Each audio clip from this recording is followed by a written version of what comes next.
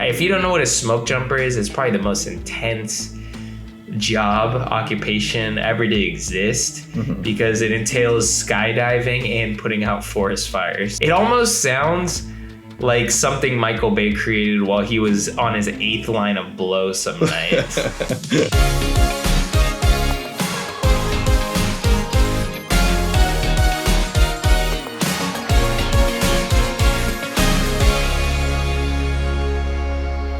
Drive-by movies, you're watching Fresh Releases. My name's Blaze. And my name is James. And this week we're talking the brand new film, Those Who Wish Me Dead.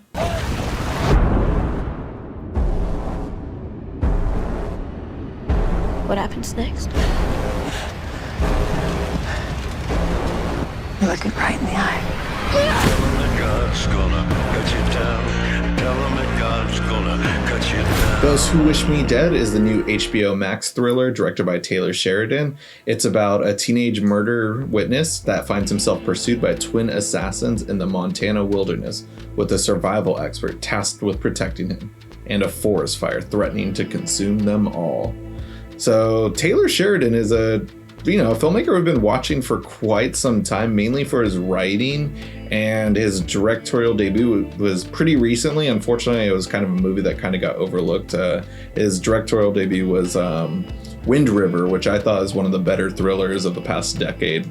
But unfortunately, it came out right when Weinstein, like the allegations came out, like he deserved to go down under, but that movie kind of went down with him because it was a Weinstein released film. So that was unfortunate for Taylor Sheridan because that movie definitely should have gotten more movies and stuff and like at a quicker rate and stuff. I know he got busy with working on the show Yellowstone, but finally he's back at it with another movie. Blaze, what do you think of the movie?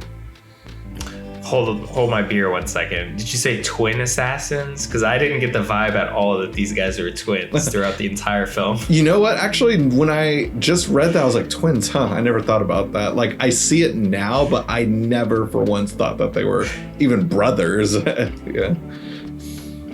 So I just thought that was a little bit funny because you watch an entire movie and that didn't make any impact on me whatsoever. I don't think they alluded to that much. Also, the casting isn't totally there. If you're casting them for twins, they're just fraternal twins. They weren't identical, obviously. But anyways, that's all. Doesn't matter. I want to talk about Those Who Wish Me Dead. I absolutely enjoyed this film. I thought it was a great thrill ride. It was something that I could picture myself really enjoying if I had seen it in theaters. This was sadly one of those HBO Max movies that was one of those offers you can't refuse when offered to watch it at home. I think I watched it the week that it came out. Yeah, I noticed on Letterboxd that you watched it pretty early. I literally just watched it for this week and stuff, but it was a movie that I'd been looking forward to for a year. When I first created Letterboxd, I was like, oh, what is Taylor Sheridan working on and stuff? And I saw this, so I added it to my watch list a long time ago. And I feel bad because kind of Warner Brothers kind of just dumped this movie, I felt like, and stuff, just because it wasn't getting any advertisements. I haven't seen any trailers for it on YouTube or anything. Like, YouTube is my form of TV for the most part, where I'll just watch videos and I hope to see ads for future movies that are about to come out and stuff, and it wasn't there for this movie. Luckily, I just knew about it ahead of time and stuff, but I don't know anyone who's bringing up this movie and stuff, and sadly, it just didn't seem to do well at the box office too. But yeah, I agree. I really enjoyed this film. I don't think it's one of his best written movies, but I found out though that this isn't an original script by him though, but I thought it was still a solid thriller. Love the performances with Angelina Jolie, and it's a different kind of plot that you wouldn't expect for the most part. I liked the kind of the subtlety and the overall the kind of mysteriousness on why these assassins are after this kid and what his dad did.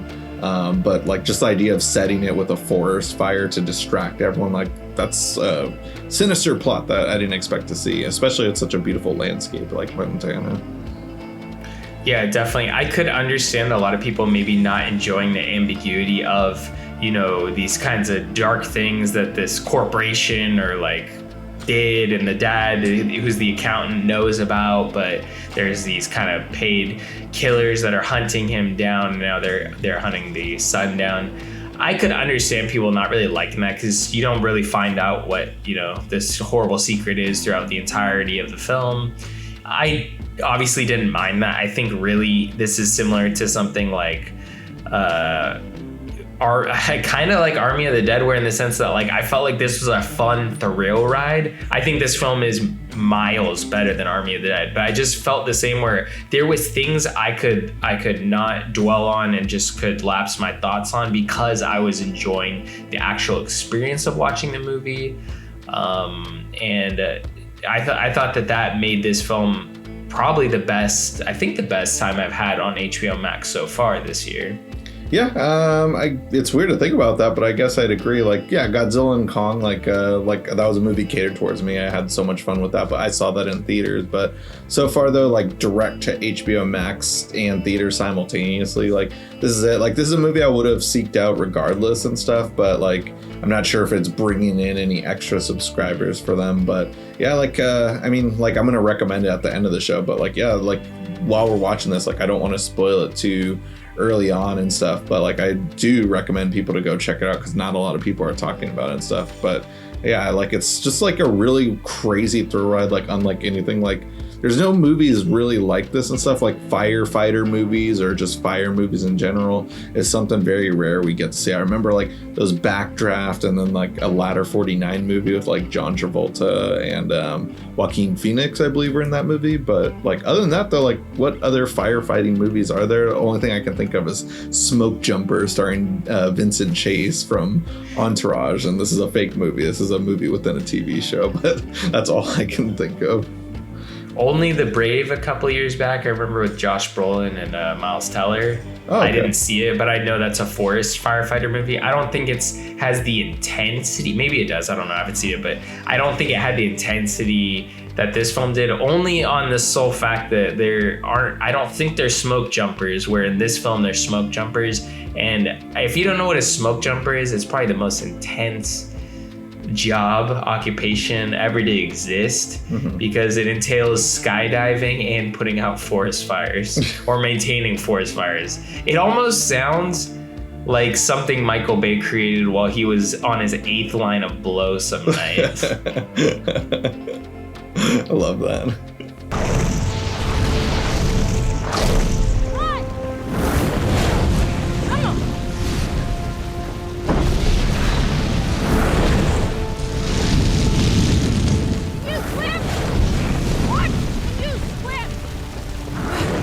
Yeah, like I don't want to like pull down into the movie because I really enjoyed it, but like I guess like getting into some of the nitpick stuff that I didn't like there were a few like too convenient moments and stuff with like I was like that the electric lightning bolt that hits the tower, and I'm like, oh, now they can't, that's why they can't contact the police and stuff.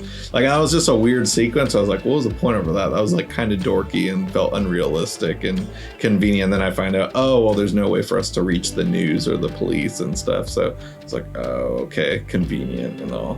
But other than that though, like, you know, that was like really my only like kind of dorky complaint, but really enjoyed John Barenthal's character. Like I thought he was like pretty badass, as well as his wife within this movie too. What they go through and everything was very intense, and like definitely brought in some of the more like scary sequences and stuff, because like these are sinister villains and stuff, and like the things that they were willing to do to get what they needed to get done was like really like frightening and stuff. And like I was wondering how a fire was going to relate to this movie and stuff, and just the fact that they started this, and especially because fires are like kind of a touchy subject within California, because we have to experience like nearly 2 a year that are always damaging, and like you just smell the smoke constantly for weeks and stuff. Like my family has had to evacuate from their home multiple times and stuff. Luckily, I think, you know, thankfully they haven't ever had their house burned and stuff. But like, you know, it brings that like kind of realistic sense of like, oh, this is something that currently happens and it's scary and stuff. Like there was an arsonist recently in the Topanga Canyon of Los Angeles. So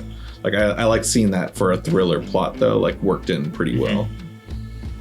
Yeah, there definitely was some kind of silly things with the story here and there, but I think I let a little, like the majority of that stuff I kind of let slide, kind of like how I was talking about in my Army of the Dead review, is just like, I'll let some stuff slide, because as long as I was entertained with some of these big budget movies, you know, I'll let some of the silly stuff slide. And I think for this one, I most especially let some of that stuff slide because it feels like it's been so long since we got a film that had nothing to do with a superhero or comic property, or even just some type of original property that wasn't originally a film, or maybe it was a film or it's a sequel now, or any of that stuff. This felt like the most recent original film that I could remember. I'm sure there's some that you could talk about there, but this felt like one that was actually a pretty big budget. There was a huge special effects budget in this film.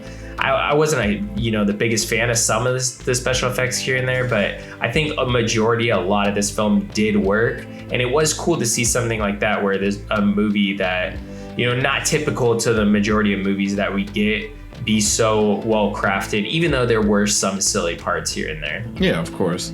I mean, in order to make everything work out and stuff, there's some things where in scripts, and I'm sure Taylor Sheridan kind of caught on to that, there probably would have been questions like, oh, why can't they contact this person and stuff. So scenes like that, I guess, kind of need to happen.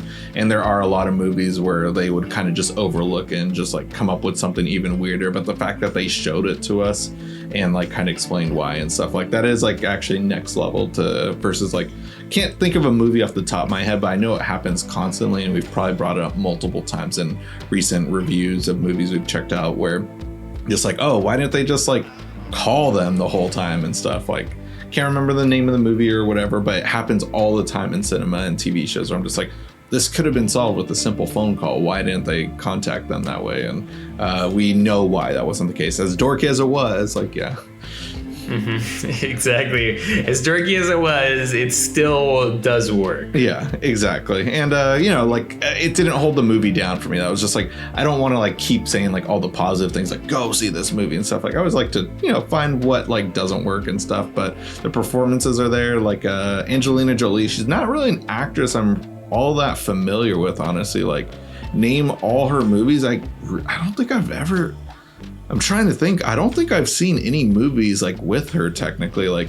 I know she's famous for, of course, Tomb Raider, Changeling, and Wanted. I guess really it's just Wanted and stuff which I did enjoy that movie and stuff. But she was the more mysterious background character. That's the poster of the film. But she wasn't the main character of that movie.